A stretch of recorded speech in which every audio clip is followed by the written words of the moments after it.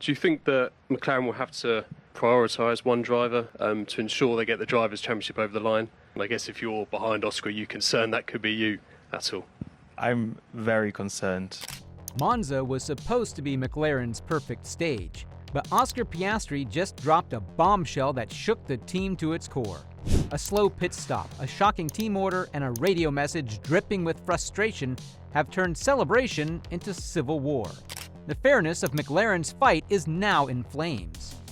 Monza always promises speed, chaos, and history. For McLaren, it was meant to be a jewel in their title campaign.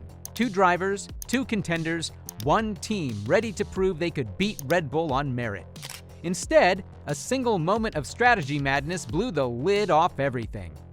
Lando Norris pitted late and lost 4 seconds with a sticky wheel. Oscar Piastri had already executed a flawless stop, jumped ahead, and slotted into second behind Max Verstappen.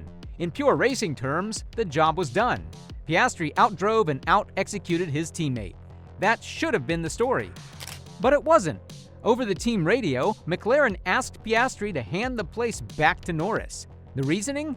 A promise had been made before the pit sequence. No undercut, no flip. The order would be preserved no matter what. On paper, it was about fairness. On track, it looked like a betrayal. But this is a bit like Hungary last year. We pitted in this order for team reasons. Please let Lando pass, then you're free to race. We said that a slow pit stop was part of racing, so I don't really get what's changed here.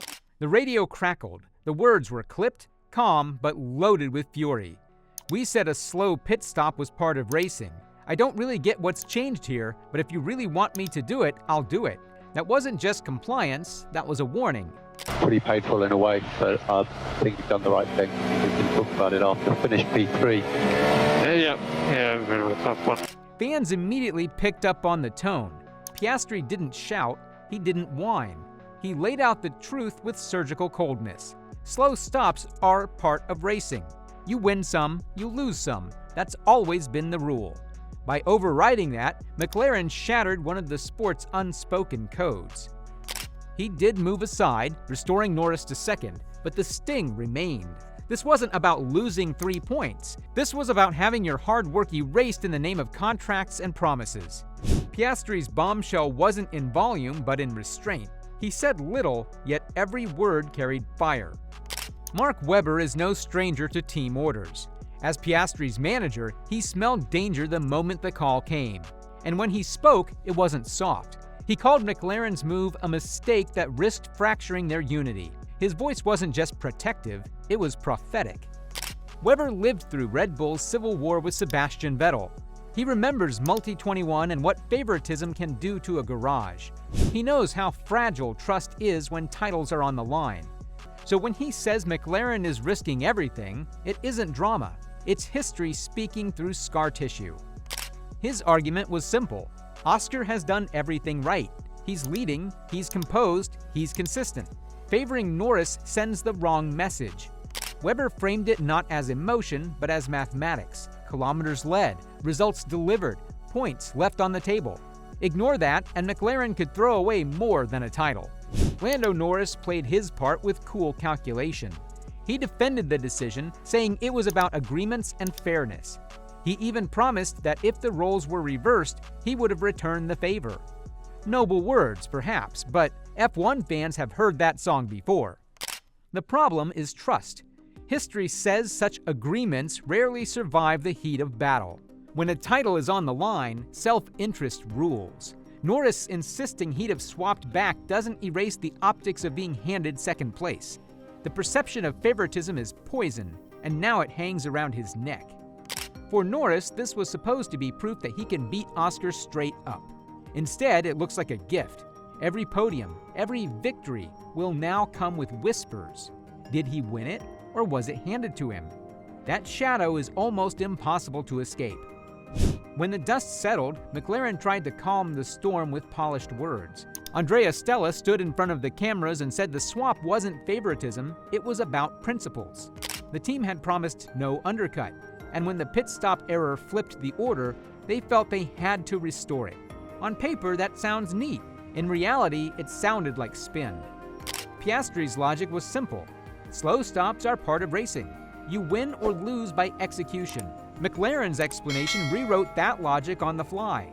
To fans, it felt like the team had invented a new rule book mid-race. Papaya rules, some joked, rules that shift depending on which driver benefits. That kind of reasoning doesn't fix tension. The problem with spin is that it rarely convinces the people who matter most. Drivers don't race on corporate statements, they race on trust. When Piastri heard the team's justification, he didn't explode, but the silence under his helmet was louder than any press conference. McLaren wanted unity. What they delivered was doubt. The backlash was instant. Fans flooded social media with anger, mocking the decision and dissecting Piastri's radio like detectives at a crime scene.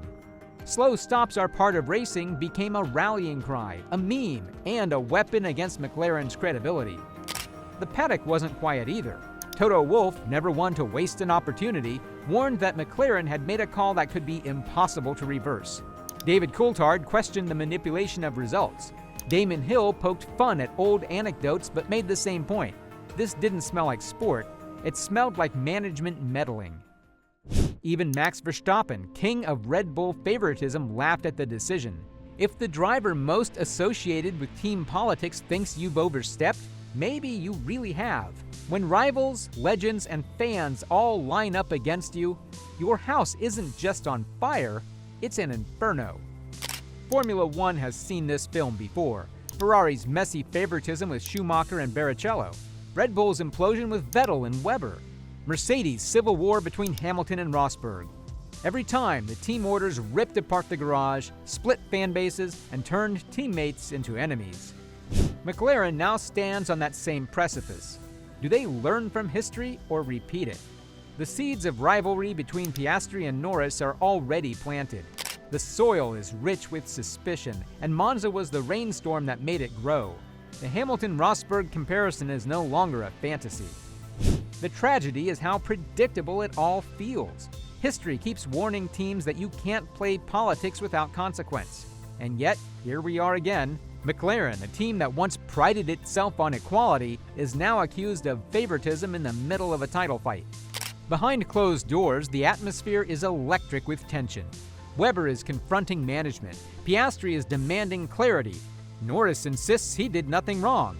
Stella and the pit wall are scrambling to frame it as principles rather than favoritism. It's not harmony, it's a powder keg. Fans can already sense the divide. On one side, those who believe McLaren protected fairness by keeping promises. On the other hand, those who see a rising champion being shackled by politics. Both sides have fuel. Both sides are convinced. And both sides are ready to turn Monza into the spark of civil war. The most dangerous part is perception. Once a driver believes he is being sacrificed, that thought never leaves. Trust fractures, communication breaks, every pit call becomes suspect. McLaren may insist they're united, but the crack is visible. And cracks don't heal under championship pressure, they split. Oscar Piastri is no longer the rookie. He's calm, he's lethal, and he's winning. 9 victories to his name already. He's tied Webber's career tally, surpassing Ricciardo, and is chasing legends. He knows his worth, and if McLaren won't back him, other teams will. Mark Webber has already hinted at the market. Red Bull could come calling.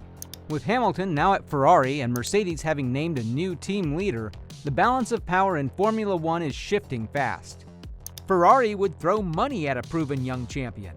Every option is open. McLaren risks losing not just a driver, but the future of their team. That's the bombshell beneath the surface. If McLaren keeps pushing Oscar aside for the sake of Norris, he could walk.